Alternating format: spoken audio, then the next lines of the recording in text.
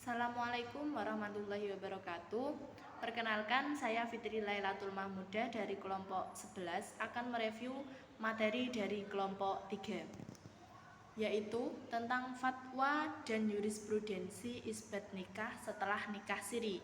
Yang pertama, bagaimana konsep pernikahan siri dalam hukum perkawinan di Indonesia? Konsep pernikahan siri dalam perkawinan di Indonesia. Yang pertama, A. Isbat nikah dalam Undang-Undang Nomor 1 Tahun 1974 dan kompilasi hukum Islam.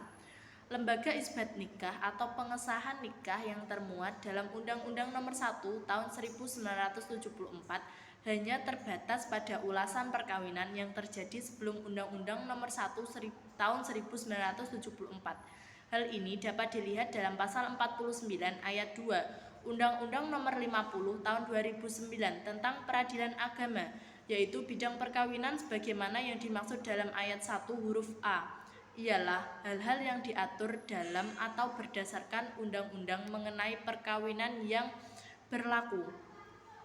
Sedangkan dalam penjelasan pasal 49 ayat 2 tersebut dikatakan bahwa salah satu bidang perkawinan yang diatur dalam Undang-Undang Nomor 1 Tahun 1974 adalah pernyataan tentang sahnya perkawinan yang terjadi sebelum Undang-Undang Nomor 1 Tahun 1974 tentang perkawinan dijalankan menurut peraturan yang lain. B. Pasal 7 ayat 2 dan ayat 3 kompilasi hukum Islam. Disebutkan bahwa ayat 2 dalam hal perkawinan tidak dapat dibuktikan dengan akta nikah. Dapat diajukan isbat nikah ke pengadilan agama. Ayat 3. Isbat nikah dapat diajukan ke pengadilan agama terbatas mengenai hal-hal yang berkenaan dengan A. Adanya perkawinan dalam rangka penyelesaian perkawinan. Yang B. Adanya keraguan tentang sah atau tidaknya salah satu syarat perkawinan. Yang C. Adanya perkawinan yang terjadi sebelum berlakunya Undang-Undang Nomor 1 Tahun 1974.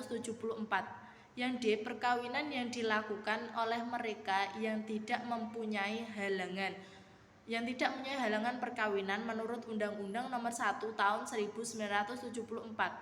2. Bagaimana pengaturan tentang isbat nikah di Indonesia? Pengaturan tentang isbat nikah di Indonesia. Isbat nikah adalah pengesahan atas perkawinan yang telah dilangsungkan menurut syariat agama Islam. Akan tetapi tidak dicatat oleh KUA atau pegawai pencatatan nikah yang berwenang. Pihak-pihak yang dapat mengajukan permohonan isbat nikah adalah suami, istri, atau salah satu dari suami atau istri, anak, wali nikah, orang tua, dan pihak yang berkepentingan dalam perkawinan tersebut. Selain itu, ada beberapa hal yang perlu diperhatikan terkait pengajuan isbat nikah. Yang pertama, isbat nikah hanya dimungkinkan jika terdapat alasan-alasan yang telah ditetapkan. Dalam hal ini hanya dimungkinkan jika memenuhi salah satu alasan sebagaimana dijelaskan dalam pasal 7 ayat 3 kompilasi hukum Islam sebagai berikut. A. Adanya perkawinan dalam rangka penyelesaian perceraian. Yang B. Hilangnya akta nikah.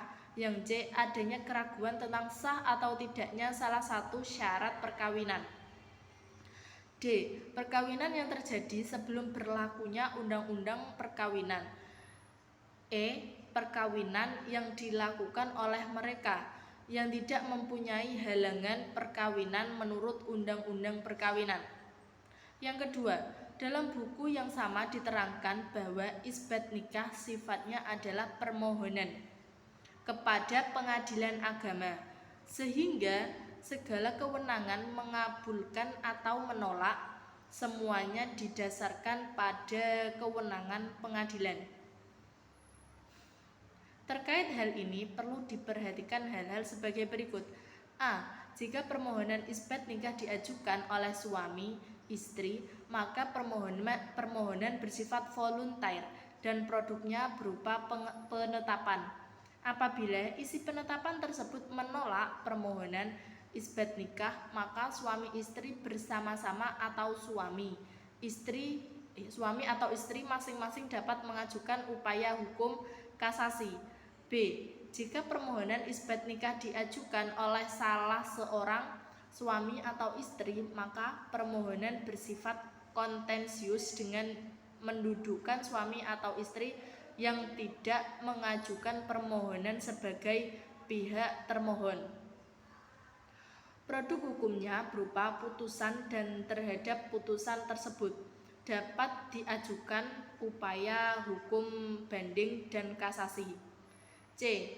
Jika dari isbat nikah dalam angka 1 dan 2 tersebut di atas diketahui suami masih terikat dalam perkawinan yang sah dengan perempuan lain, maka istri terdahulu tersebut harus dijadikan pihak dalam perkara. Apabila istri terdahulu tidak dimasukkan, maka permohonan harus dinyatakan tidak dapat diterima. Yang ketiga, bagaimana analisis terhadap penetapan nikah siri dalam putusan Hakim nomor 0262/PDTP/2007 atau PAMNA putusan nomor 7/PDTP/2017/PA-PAI. Analisis terhadap penetapan nikah siri dalam putusan hakim tersebut. Demikian review materi dari saya. Kurang lebihnya mohon maaf. Wassalamualaikum warahmatullahi wabarakatuh.